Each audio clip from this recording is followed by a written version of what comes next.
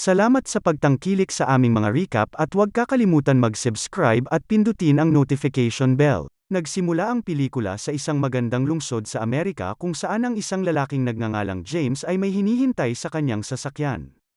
Maya-maya ay napagtanto niyang may sumusunod sa kanya, kaya nagtungo siya sa isang parking lot at hinanap ang tao na hinihintay niya, nang mapatigil siya sa putok ng baril. Ang eksena ay lumipat isang araw bago ito mangyari. Ipinapakita dito ang isang bilanggo na si Frankie na makakalaya na pagkatapos makulong ng 10 taon sa bilangguan. Sa labas ay hinihintay siya ng mga kaibigan niya, at hinatid siya sa kanilang boss na hindi nasisiyahan sa sitwasyon niya, at tinanong siya tungkol sa kanyang kapatid. Pagkatapos ay ipinapakita sa atin si James na nagtatrabaho bilang mekaniko sa isang automobile repair shop. Siya ay kapatid ni Frankie. Sa kanyang pinagtatrabahuhan ay nakatagpo niya ang isang pamilyar na mukha na nagngangalang Emily, isang dispatcher mula sa departamento ng pulisya. Pagkatapos ay nilapitan niya ito upang makipag-usap, at dito ay nalaman niya na naroon ang babae para magpaayos ng kanyang sasakyan. Mapapansin natin na may kakaiba silang koneksyon at parang kilalang-kilala nila ang isa't isa. Habang inaalala ang kanilang nakaraan, iminungkahi sa kanya ni James na ayusin na lang ang kanyang sasakyan sa bahay nito upang makatipid. Dahil ang bayad sa serbisyo sa garahe ay napakataas, ito'y nagpapayag kay Emily na labis niyang ikinatuwa. Pagka-uwi ni James ay nakarinig siya ng ingay na nagmumula sa likod bahay kaya pumunta siya doon upang tingnan ito, at laking gulat niya nang makitang nandoon si Frankie. Nagtatampo ito sa kanya dahil sa kabila ng paglaya matapos ang isang dekada ay hindi man lang siya nito sinundo. Ang galit na si James ay binugbog si Frankie habang sinasabi na siya ang nanggulo at nagsira sa kanyang buhay. Ngunit sa huli ay napatawad niya ang kanyang kapatid at nanaig ang kanilang ugnayan. Kinabukasan ay pumunta si James sa bahay ni Emily para ayusin ang kanyang sasakyan, umaasa na mapapabilib niya ito at muling maibabalik ang nakaraan nilang pag-iibigan. Kasunod nito ay sinimula ni James na ayusin ang kotse ni Emily, ngunit sinasadya niya magtagal dahil gusto niyang gumugol ng mas maraming oras kasama siya. Ipinaalam niya kay Emily na marami ang problema sa kanyang sasakyan at kailangan ng ilang araw upang ayusin ito, at nauunawaan naman ni Emily ang intensyon ni James kaya nagpasya siyang bigyan siya ng sapat na oras. Sa sumunod na araw ay nagbihis si James at pumunta sa isang bangko, umaasa na makakahiram ng pera upang matupad ang kanyang pangarap na makapagbukas ng isang auto repair shop. Sa kasamaang palad, ang kinatawan ng bangko ay sinabi sa kanya na hindi na sila nagpapautang sa mga nagmamay-ari ng maliliit na negosyo. Ang nararamdaman na lungkot ni James ay ibinahagi niya kay Frankie at ito ay sumama sa kanya sa isang bar para uminom. Sa bar, si Frankie ay humingi sa kanya ng tawad dahil sa pagkakasangkot niya sa isang krimen noong nakaraan, na humantong sa isang 16 na buwang sentensya. Sa panahong ito, ikinwento rin niya ang mga hamon na hinarap niya sa 10 taong pagkakakulong, at tiniyak niya sa kanyang kapatid na ngayon ay ganap na niyang binago ang kanyang sarili. Nagpapasalamat si Frankie sa dalawang kapwa niya bilanggo na tumulong sa kanya na makaligtas sa napakahirap na kulungan, at binanggit na may utang na loob siya sa kanila. Pagkatapos, si Frankie ay nagmungkahi ng isang makabuluhang pakikipagsapalaran na kinasasangkutan ni James, na nagbibigay diin na siya ay kailangan para dito. Sa kabilang banda, determinado si James na mamuhay ng simple at tapat na buhay kaya naman tinanggihan niya ang panukala ni Frankie at hinihimok ito na umiwas sa gulo. Sa kanyang depensa, iginiit ni Frankie na nagbago na siya at inisa-isa ang mga plano para sa isang lehitimong negosyo sa real estate, at may mga handa na mamuhunan. Pagkatapos ay binanggit ni Frankie kung sino ang kanyang mga kasama sa negosyo at dinala si James sa labas para makipagkita sa kanila. Sa labas ay ipinakilala ni Frankie si James kay Ray at kay Sugar na humiling na ihatid sila ni James upang talakayin ang mga plano sa hinaharap. Habang nagmamaneho, ikinwento ni Frankie ang tungkol sa mga kasanayan ng kanyang kapatid sa mga kotse at ang kanyang hilig sa pag-aayos ng mga ito. Maya-maya ang kanilang pag-uusap ay tumigil ng hilingin sa kanya ni Ray, Sugar, at Frankie na ihinto ang sasakyan. Pagkatapos ay lumabas sila at hiniling sa kanya na maghintay sa labas habang nakikipagkita sila sa mga investor.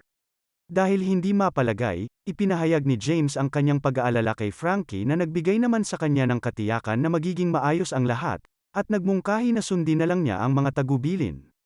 Sa kabila ng ibinigay na katiyakan, nang ang grupo ay hindi agad nakabalik, lumabas si James ng sasakyan upang suriin ang gusali. Pumasok siya sa parking lot at sa oras na yun ay nakarinig siya ng putok ng baril na ikinagulat niya. Ito ang parehong eksena sa simula ng pelikula. Doon ay napansin nila Frankie si James, nagtatanong kung bakit siya umalis sa kotse. Iginiit nila na bumalik si James sa kotse at dali-dali silang umalis sa eksena, ngunit sa kasamaang palad ay hinabol sila ng sasakyan ng pulisya na nagsimula ng habulan. Sa kasagsagan ng pagmamaneho, magaling na naiwasan ni James ang mga pulis na nagligtas sa grupo. Gayunpaman, siya ay galit na galit dahil nasangkot na naman siya sa isang krimen nang wala man lang pahintulot niya. Pagkatapos maayos ang lahat, si Ray na walang pakialam sa pagpapahalaga ni James sa kanyang sasakyan ay iginiit na dapat na itong sirain dahil maaaring matukoy ito ng mga pulis. Malungkot na umuwi si James at dahil hindi niya gustong sirain ang kanyang sasakyan, nagpasya siyang umalis ng lungsod at nagsimulang mag-impake. Sa oras din na iyon ay dumating si Frankie at sinubukan na ipaunawa kay James na wala siyang kasalanan sa nangyaring pagpatay. Nang marinig ito, ipinahayag ni James ang kanyang nararamdaman na pagkabigo dahil sa loob lamang ng 2 araw simula nang nakalaya siya ay nasangkot na agad siya sa isang krimen. At sinabi din niya na ayaw niya ng ganoong kapatid. Nakadagdag pa sa kanyang pagkabalisa nang dumating si Ray at Sugar at puwersahan siyang pinigilan sa pag-alis, at kinuha ang susi ng kanyang sasakyan. Si Ray na alam na nangangailangan siya ng pera ay nag-alok sa kanya ng pagkakataon na kumita ng pera sa pamamagitan ng pagtulong sa kanila sa isang kriminal na aksyon. Agad na tumanggi si James na naging dahilan ng pagbabanta ni Ray sa buhay ni Frankie kapag hindi siya sumunod. Doon ay napagtanto niya na dinala siya ng kanyang kapatid sa impyerno at hindi na makakaalis sa sitwasyon na ito. Kinabukasan, dinala ni Frankie si James sa base ng gang kung saan nalaman niya na ang mga miyembro ng gang ay mga mapanganib na kriminal, na may kakayahang pumatay ng sinuman ng walang pag-aalinlangan. Ipinakita ni Ray sa kanila ang isang mapa ng lungsod at inisa-isa ang plano na pagnakawan ang isang bangko. Isinalaysay din niya ang magiging papel ni James na magnakaw ng 4 na sasakyan upang lumikha ng pagkalito sa iba't ibang bahagi ng lungsod. Ang layunin ay makapagnakaw sa bangko sa loob lamang ng 5 minuto na sinasamantala ang diversyon na dulot ng kaguluhan. Matapos malaman ang lahat ng detalye, sinabi ni James na ayaw na niyang ipagpatuloy ang pakikipagtulungan sa grupo. Subalit nang aalis na siya ay pinigilan siya ni Frankie at iginiit na hindi niya maaaring talikuran ang misyon. Binibigyang diin niya ang panganib na dulot ng gang na iginiit na hindi lamang sila ang maaaring saktan kundi maging si Emily. Nagulat si James nang marinig ang pangalan ni Emily at nagtanong kung paano nalaman ng gang ang tungkol sa babae. Inamin ni Frankie na nang malasing siya ay isiniwalat niya ang mga detalye tungkol sa relasyon nila ni Emily. Si James ay galit na galit nang napagtanto na ang kanyang kapatid ay hindi lamang inilagay sa alanganin ang kanyang buhay, kundi pati na rin ang buhay ng babaeng mahal niya. Nalulula sa pagkakasala, sinubukan ni Frankie na ipagtanggol ang kanyang sarili sa pamamagitan ng pagsisiwalat ng kanyang traumatikong karanasan sa loob ng 10 taon na pagkakakulong. Binanggit niya na nagtiis siya ng pisikal na pang-aabuso at pananakit at naisipan pa na magpakamatay para maiwasan ang pagpapahirap. Si Ray at Sugar ang nagligtas sa kanyang buhay dahilan upang makaramdam siya ng utang na loob sa kanila. Iniisip rin niya ang posibilidad na papatayin sila ng gang pagkatapos ng pagnanakaw, ngunit siya ay humihingi ng tulong kay James at umaasang mailigtas siya ng kanyang kapatid. Gayunpaman, lumakad lang si James palayo na may luha sa kanyang mga mata. Sa sumunod na eksena, ipinapakita sa atin si James na ginagawa ang sasakyan ni Emily at humihiling sa kanya na iabot ang toolbox. Sa panahon ng pakikipag-ugnayan na ito ay lumalim ang kanilang relasyon at nagsimula ang pag-iibigan sa pagitan nila. Nag-e-enjoy sila kasama ang isa't isa, na naging dahilan upang dalhin ni James si Emily sa isang date gamit ang hiniram na kotse kinaumagahan. Nang hindi napapansin na sinusundan sila ni Sugar, hinitid ni James si Emily sa kanyang pinagtatrabahuhan sa istasyon ng pulis. Habang silang magkapatid ay magkasama, binigyan siya ni Frankie ng nakaw na sasakyan. Kahit na hindi niya nagustuhan ang kulay nito, sumakay pa rin siya dito at pinaandar. Nakakalungkot dahil ang kanilang mapayapang sandali ay nagambala ng ipatawag sila ni Ray at Sugar sa isang sementeryo.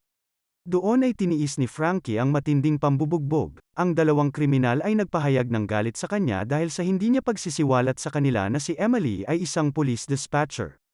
Sinubukan ni Frankie na ipagtanggol ang kanyang sarili sa pamamagitan ng pagsasabi na wala siyang ideya tungkol dito, ngunit sa kabila nito, naghihinala pa rin sina Ray at Sugar at sinabihan ang magkapatid na bantayan si Emily. Sa kanilang pag-uwi, Naalala ni James at Frankie ang kanilang nakaraan sa pamamagitan ng paglalahad ng isang magulong katotohanan na sila ay nakulong isang dekada na ang nakalipas, dahil sa pagpatay sa isang pulis. Sinasabi ni Frankie na ginawa niya ang lahat para sa pamilya, at inamin na sinabotahe niya ang sasakyan ni Emily kasama si Sugar. Naging kasangkapan siya sa mga pangyayari para paglapitin sina James at Emily, na sinisigurado na mayroong mag-aasikaso sa kanyang kapatid kapag nawala siya. Isiniwalat din niya na wala siyang ideya na maaaring gamitin ito ni Ray at Sugar laban sa kanila para sa kanilang kapakanan. Dahil alam niya na ang kanyang kapatid na lang ang natitira niyang kamag-anak, pinatawad niya si Frankie na naglakad palayo doon. Maya-maya, binisita ni James si Emily sa kanyang bahay at napansin niyang naghahanda ng hapunan. Mabigat ang pakiramdam na nilapitan niya ito at iminungkahi na dapat na nilang tapusin ang kanilang relasyon. Ginagawa niya ang lahat ng ito upang protektahan si Emily mula sa mapanganib na gang, subalit si Emily ay nagalit at inakusahan si James na pinaglalaroan ang kanyang damdamin, at sinisisi ang kanyang baliw na kapatid sa kanilang mga problema.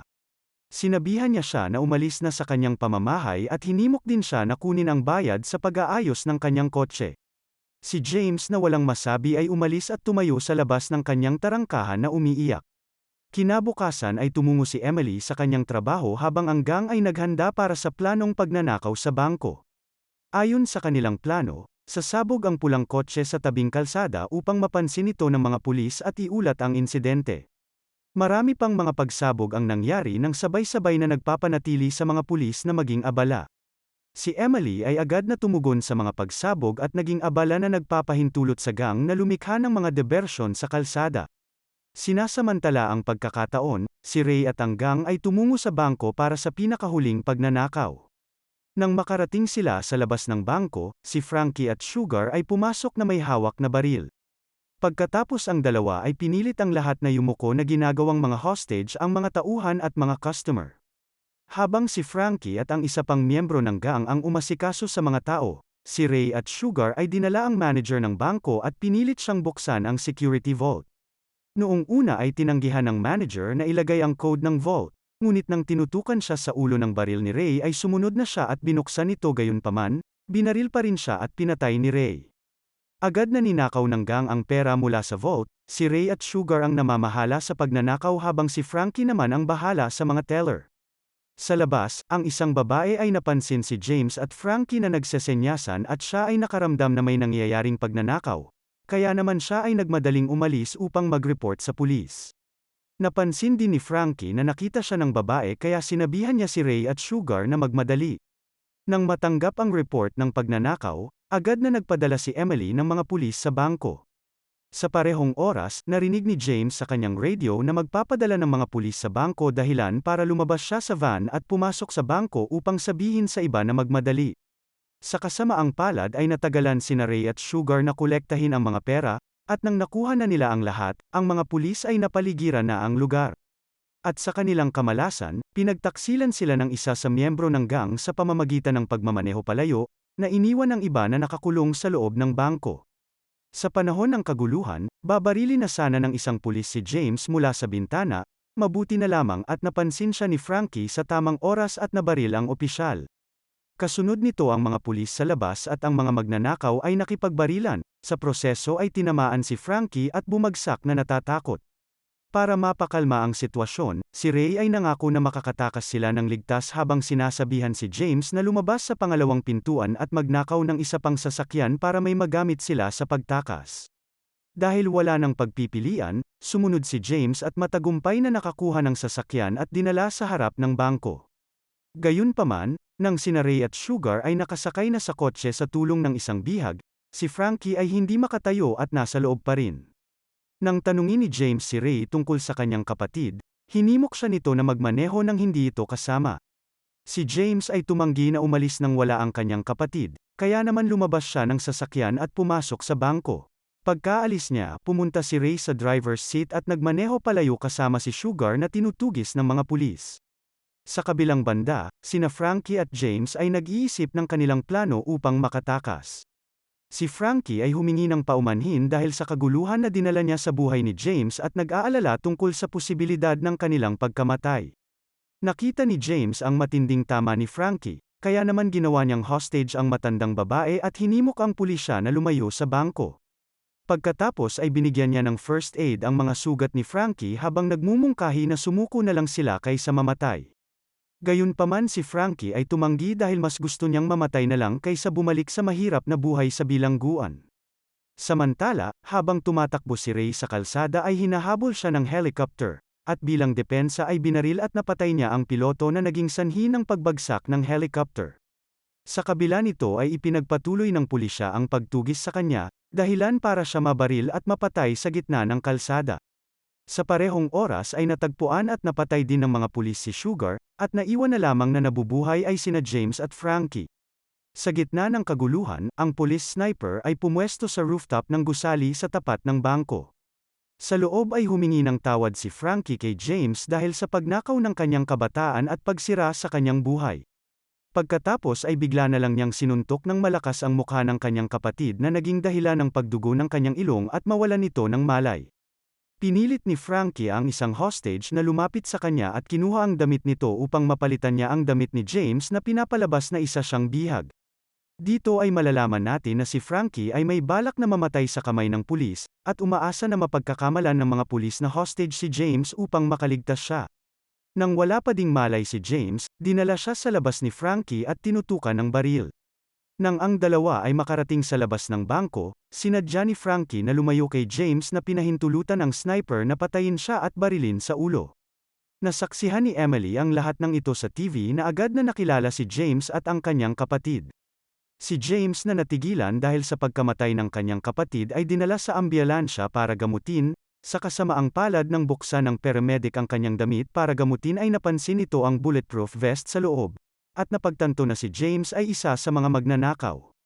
Ngunit bago pa ipaalam ng opisyal sa kanyang mga kasamahan, inatake na siya ni James at nagawang makatakas mula sa mga pulis. Kalaunan ay iniulat ng paramedic ang nangyari sa istasyon ng pulisya. Si Emily ang sumagot at nagrehistro ng kanyang iniulat. Gayunpaman ay hindi siya nagpadala ng sinumang mga opisyal ng pulisya upang habulin si James, nilisan lang niya ang kanyang opisina. Ang pelikula ay nagtatapos kay James na nakalayo na sa magulong eksena ng walang pinsala. Dito na nagtatapos ang kwento, sana ay nagustuhan mo ito. Kung hindi ka pa nakasubscribe ay mag-subscribe ka na upang matulungan mo ang channel na ito. Mag-comment ka na rin tungkol sa kwento. Salamat!